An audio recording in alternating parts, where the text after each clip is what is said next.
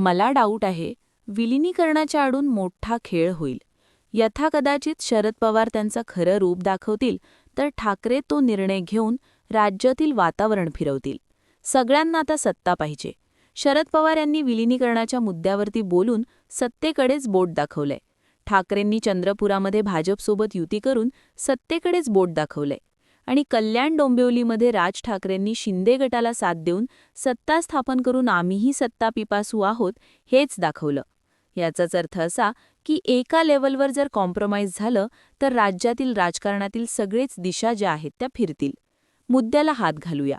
शरद पवार गट कधीही अजित पवारांच्या राष्ट्रवादीत विलीन होऊन सत्तेच्या तंबूत सहभागी होऊ शकतो, अशी सध्याची राजकीय परिस्थिती आहे. महानगरपालिका निवडणुकीत एकमेकांविरुद्ध लढलेल्या आता निवडणुकीनंतर एकमेकांच्या गळ्यात गळे घालून सत्तेत सहभागी होत असल्याचं चित्र आहे. चंद्रपूरसारख्या लहान महानगरपालिकेत भाजपा आणि उद्धव सेनेत झालेली युती राज्यातील पॉलिटिकल थिअरी बदलू शकते, अशी आहे. या ठिकाणी महाविकास आघाडीच्या घटक पक्ष असलेल्या काँग्रेसला डावलून उद्धव ठाकरेंच्या शिवसेनेने भाजपला दिलेला पाठिंबा भविष्यातील राजकीय तडजोडींची नांदी ठरू पाहतंय. भाजपला महापौरपद देऊन ठाकरे गटानं स्वतःकडे उपमहापौरपद ठेवून नवीन थिअरी जन्माला घातलीय. राजकारणात कोणीही कोणासाठी अस्पृश्य नसतं हे विधानसभा निवडणुकीनंतर आता स्थानिक स्वराज संस्थांच्या निवडणुकातही प्रकर्षानं जाणवतंय. दुसरीकडे कल्याण डोंबिवली महानगरपालिकेत मनसेने शिंदे गटाला साथ दिल्यानं भाजपला बाजूला सारून देखील युती आघाडी होऊ शकते, हे शिंदे गटानं दाखवून दिलंय. राजकीय नेत्यांसाठी सध्या प्री अलायन्सपेक्षा पोस्ट अलायन्स जास्त लाभदायी ठरत असल्याचं राजकीय नैतिकता, विचारधारा या गोष्टींचा आता कडेलोट केला जातोय. निवडणुकीत एकमेकांच्या उरावर बसायचं आणि निकाल लागल्यानंतर सत्तेच्या उबदार पांघरुणाखाली एकत्र यायचा, हा नवा पायंडा सध्या महाराष्ट्रात पडलाय. चंद्रपूर असो वा कल्याण डोंबिवली, प्रत्येक ठिकाणी विचारधारेपेक्षा सत्तेचा वाटा हा निकष ठेवून पॉलिटिकल अजेंडा ठेवला जातोय. एकेकाळी शिवसेना भाजप ही हिंदुत्वाच्या धाग्याने बांधलेली युती होती, तर काँग्रेस राष्ट्रवादी ही पुरोगामी विचारांची आघाडी होती. मात्र 2019 नंतर ही समीकरणे पूर्णपणे विरघळलीयत. जेव्हा उद्धव ठाकरे गट चंद्रपूरमध्ये भाजपसोबत हात मिळवणी करतो किंवा राज ठाकरे शिंदेंच्या सेनेसोबत जाण्याचा निर्णय घेतात, तेव्हा हे स्पष्ट होतं की आता राजकारण हे लोकांसाठी नसून केवळ नेत्यांच्या अस्तित्वासाठी उरलेलं आहे. चंद्रपूर महानगरपालिकेत उद्धव ठाकरेंनी भाजपला टाळी देत पुन्हा एकदा भाजपशी जुळवून घेण्यास आपण तयार असल्याचं दाखवून दिलंय. चंद्रपूर महानगरपालिकेच्या रूपाने ठाकरेंच्या पक्षाची बऱ्याच कालावधीनंतर पहिल्यांदा भाजपशी थेट युती झालेली आहे. चंद्रपुरातील हा चंचू प्रवेश भविष्यात राज्यातील इतरही संस्थांमध्ये बघितला गेल्यास नवल वाटायला नको. कारण राज्यातील सर्व स्थानिक स्वराज्य संस्थांमध्ये झाडून यश मिळालेल्या भाजपला एका महापालिकेत यश मिळाल्याचं दुःख नाही, परंतु उद्धव ठाकरेंना मात्र याचा परिणाम अधिक सोसावा लागू शकतो.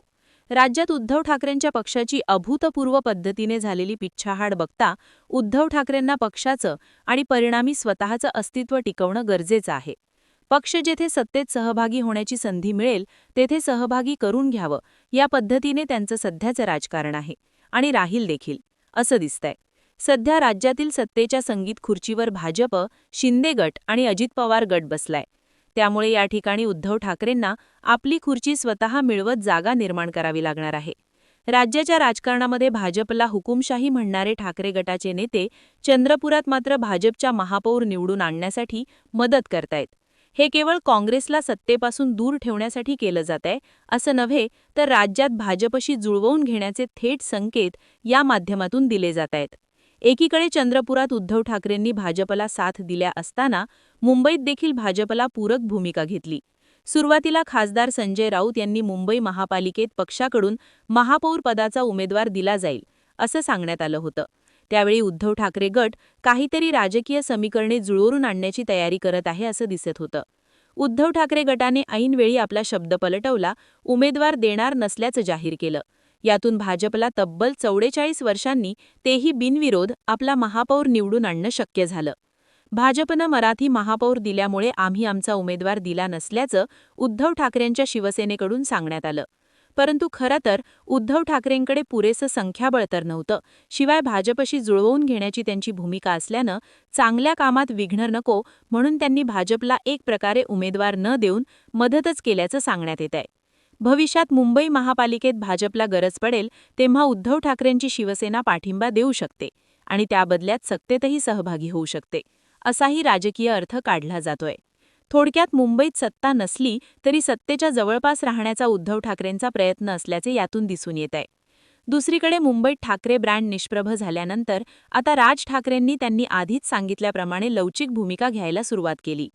कल्याण डोंबिवली महानगरपालिकेत राज ठाकरेंनी नेहमीच एकला चलोरेची भूमिका घेतली होती.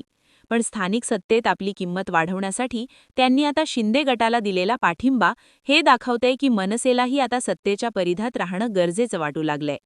स्थानिक पातळीवर सत्तेसाठी लवचिक भूमिका घेऊन कार्यकर्त्यांचं मनोबल वाढवण्यासाठी राज ठाकरेंनी राजकीय तडजोडीची भूमिका घेतलीय. शक्य तेथे समविचारी पक्षांसोबत युती आघाडी करण्याचे अधिकार त्यांनी स्थानिक पातळीवर दिलेत.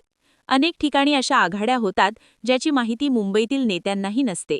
स्थानिक पातळीवर निधी आणि कंत्राटांचे राजकारण इतके प्रबळ असते की तिथे झेंड्याचा रंग बदलला तरी नेत्यांना त्याचा फरक पडत नसतो. दुसरीकडे महाविकास आघाडीतील प्रमुख पक्ष असलेल्या शरद पवारांच्या गोटात सध्या चलविचल सुरू आहे. वारंवार विलिनीकरणाबाबत बोलून देखील त्यावर अजित पवार गटाकडून प्रतिसाद देत येत नसल्यानं शरद पवार गटाकडे वेट अँड वॉश शिवाय दुसरा पर्यायच राहिलेला नाही. कालच उपमुख्यमंत्री सुनेत्रा पवार, प्रफुल्ल पटेल, सुनील तटकरे, पार्थ पवार, जय पवार यांनी दिल्लीत सुरुवातीला केंद्रीय गृहमंत्री अमित शहा आणि नंतर पंतप्रधान नरेंद्र मोदी यांची भेट घेतली. सुरुवातीला या भेटीमागे दोन्हीही राष्ट्रवादीच्या विलिनीकरणाची चर्चा झाल्याच्या बातम्या समोर आल्या होत्या. परंतु नंतर या भेटीत कुठलीही राजकीय चर्चा झाली नसल्याचं सांगून ही केवळ औपचारिक भेट असल्याचं सांगण्यात आलं.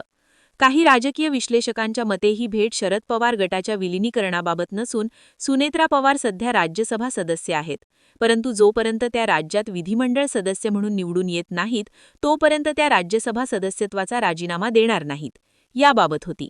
भेटीचा तपशील अधिकृतपणे समोर आलेला नसला तरी शरद पवार गटाची या भेटीमुळे घोर निराशा झालीय.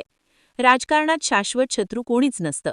जर भविष्यात अजित पवार आणि शरद पवार पुन्हा एकत्र आले किंवा त्यांनी भाजपशी जुळवून घेतलं तर त्यात आश्चर्य वाटायला नको, कारण सध्याच्या परिस्थितीत शरद पवार गटाला सत्तेत सहभागी होण्याशिवाय दुसरा कुठलाही पर्याय राहिलेला नाहीये.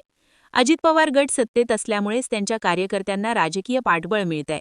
दुसरीकडे शरद पवार गट जास्त वेळ सत्तेबाहेर राहू शकत नाही, किंबहुना सत्ता गेल्याशिवाय त्या पक्षाचं अस्तित्व टिकून राहणं शक्य दिसत नाहीये. त्यामुळे राज्यातील सर्व राजकीय पक्षांच्या दिशा ह्या वेगळ्या असल्या तरी त्यांचा मार्ग हा सत्तेच्याच रस्त्यातून जातो. आता तुम्हाला या सगळ्या घडामोडींकडे काय वाटतंय? शरद पवारांना विलिनीकरण करायचंय की शरद पवारांना सत्तेत जायचंय? चंद्रपुरामध्ये भाजप आणि उद्धव ठाकरेंच्या पक्षाची झालेली युती सांगतीये की ठाकरे हळूहळू सत्तेला खेटू पाहतायत. राज ठाकरेही सत्तेला खेटू पाहतायत. वंचितही सत्तेला खेटू पाहतीये. आता जर यांना एकमेकांना खेटायचंच आहे तर भविष्यात विरोधी पक्ष शिल्लक राहतच नाही.